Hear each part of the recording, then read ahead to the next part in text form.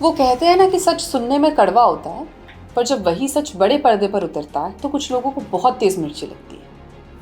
आजकल social media news rooms में एक ही बात पर चर्चा हो रही है और वो है आदित्य धर की फिल्म धुरंधर।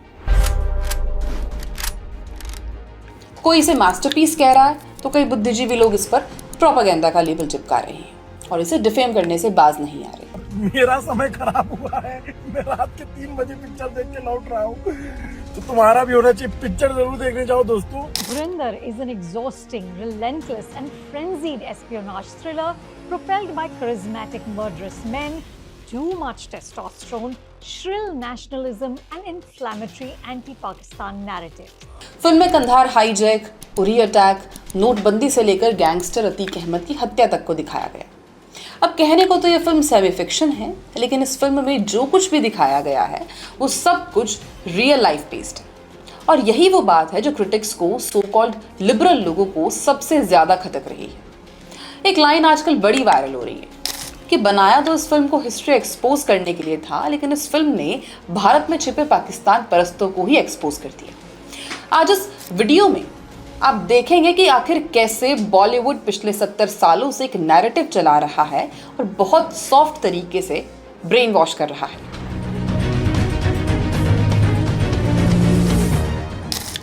धुरंधर की आइडियोलॉजी इसके पहले फ्रेम से ही क्लियर हो जाती है। फिल्म की शुरुआत भगवत गीता के एक श्लोक से होती है और ये फिल्म अपनी आइडियोलॉजी को छुपाती नहीं है, बल्कि उसे शान से अपनी छाती पर रखती है। लेकिन क्रिटिक्स को इसी बात से दिक्कत है। जसकीरत सिंह रागी का किरदार जिस वॉरियर नेचर को दिखाता है वो गीता की टीचिंग से इंस्पायर्ड है।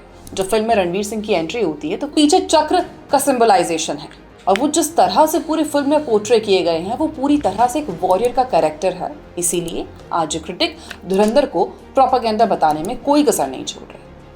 अब ऐसे में सवाल ये है कि इन लिबरल्स को भगवत गीता से इतनी नफरत क्यों है?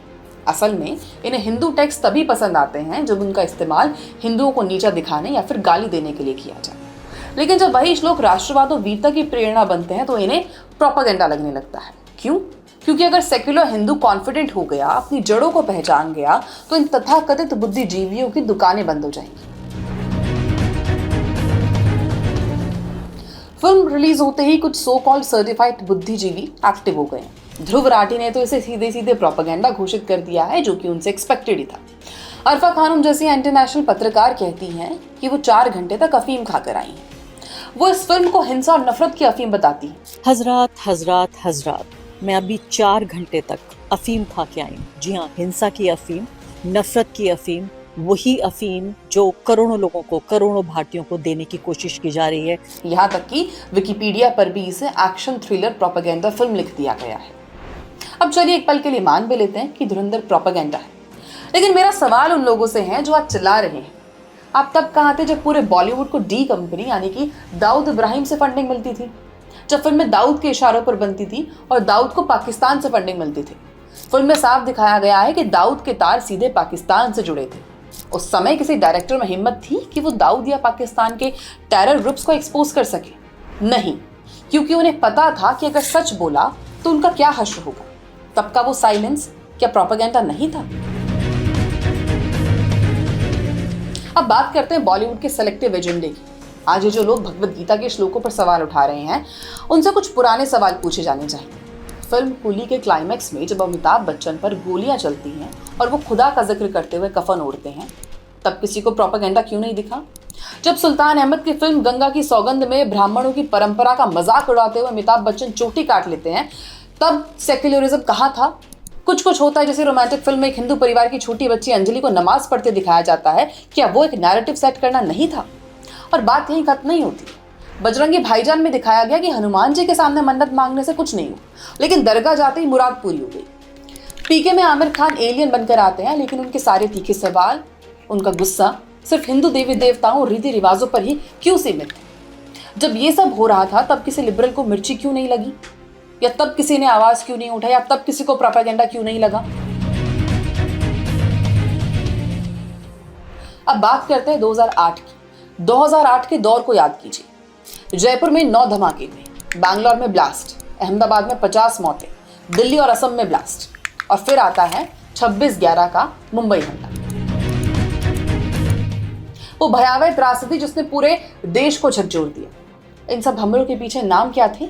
अबू सालेम, दाऊद, कसाब। लेकिन इसके ठीक बाद बॉलीवुड क्या करता है? बॉलीवुड लेकर आता है माय नेम इज खान जैसी मूवीज, जिसमें बताया गया है कि हर मुसलमान टेररिस्ट नहीं होता।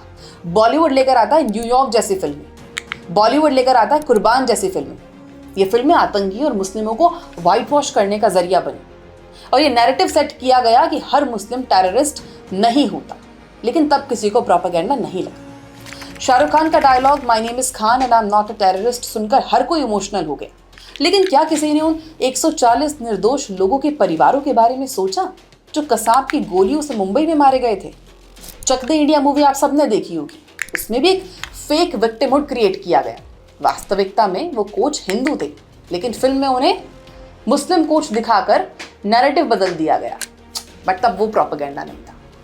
अब जब ये फिल्में इंसानियत का तोहफा बनकर आती हैं तो कोई कुछ नहीं बोलता, लेकिन जब धुरंधर और उरी जैसी फिल्में पाकिस्तान को उसकी औकात दिखाती हैं तो उन लोगों का दिल जलने लगता है। अरे जिस पाकिस्तान का जीने का मकसद ही हिंदुओं को खत्म करना है और इसकी जड़ें तो इतिहास में हैं। 700 साल पहले के हालात सोचिए, जब मुगल आक्रांताओं ने तबाही मचाकर रख दी थी। वो हिंदू पुरुषों को मार देते थे और महिलाओं के साथ जो दरिंदगी करते थे उसे आप सोच भी नहीं सकते। राजपूती महिलाओं ने यूं ही जौहर की प्रथा शुरू नहीं की थी, उन हैवानों से बचने के लिए अपनाई थी। आज जो लोग पाकिस्तान का पक्ष लेते हैं उन्हें क्या कन्हैया लाल का सर तन से जुदा वाला वाक्य याद नहीं? जिन्हें तब वॉयलेंस नहीं दिखा, उन्हें आज अचानक इस फिल्म में दिखाए गए वॉयलेंस से दिक्कत है। अब बात आदित्य धर और यामी गौतम ही करते हैं। धुरंधर की सफलता ने बॉलीवुड के पाखंड को भी नंगा कर दिया। आदित्य धर खुद एक कश्मीरी पंडित हैं जिन्होंने कश्मीर का दर्द झेला है। उन्हें भी अपना घर छोड़ना पड़ा था और बॉलीवुड ने कभी उन्हें अपने इनर सर्कल में स्वीकार नहीं किया। लेकिन जब उरी ने 30 करोड़ में बनकर 342 करोड़ कमाए तो इन इनसाइडर्स के पैरों तले जमीन खिसक गई। आज वही करण जौहर जो कभी यामी गौतम से ठीक से बात तक नहीं करते थे, अचानक उन्हें गले लगाते घूम रहे हैं। अब जाते जाते एक सवाल आपसे, एक समझदार नागरिक होने के नाते खुद से पूछिए कि अगर आज भारत में एक मजबूत नेतृत्व न होता तो क्या धुरंधर जैसी फिल्में कभी रिलीज हो पाती? अगर आज कांग्रेस सत्ता में होती तो क्या ऐसी मूवीज कभी रिलीज हो पाती? क्या पाकिस्तान को इस तरह से बेनकाब करने की हिम्मत कोई जुटा पाता? इसका जवाब आप सब बेहतर जानते हैं। धुरंधर सिर्फ एक फिल्म नहीं है, बल्कि उन करोड़ों भारतीयों का जवाब है जिन्होंने दशकों तक सिनेमा के नाम पर भारत विरोधी नैरेटिव को झेला। ये फिल्म पाकिस्तान को भारतीय युवा पीढ़ी की नजरों में पूरी तरह बेनकाब कर चुकी है। हाँ, और अगर सच दिखाना प्रोपेगेंडा है तो हमें ऐसा प्रोपेगेंडा बार बार चाहिए, क्योंकि जो गलत हिस्ट्री हम पढ़ रहे हैं उससे तो अच्छा है ना कि हम ऐसे प्रोपेगेंडा वाली मूवी देखकर हमारी असली हिस्ट्री को जानें। और अगर धुरंधर एक आइडियोलॉजी पर बेस्ड है तो क्या इससे पहले ऐसी फिल्में नहीं बनी जो किसी आइडियोलॉजी पर बेस्ड हो? तब इन लोगों को दिक्कत क्यों नहीं हुई? आप हमें कमेंट्स में बताइए कि क्या बॉलीवुड बदलने वाला है?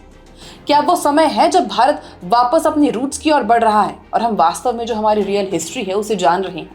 अपनी राय जरूर लिखें और धुरंधर को लेकर आपका क्या नजरिया है ये भी हमें कमेंट्स में बताएं। जय हिंद।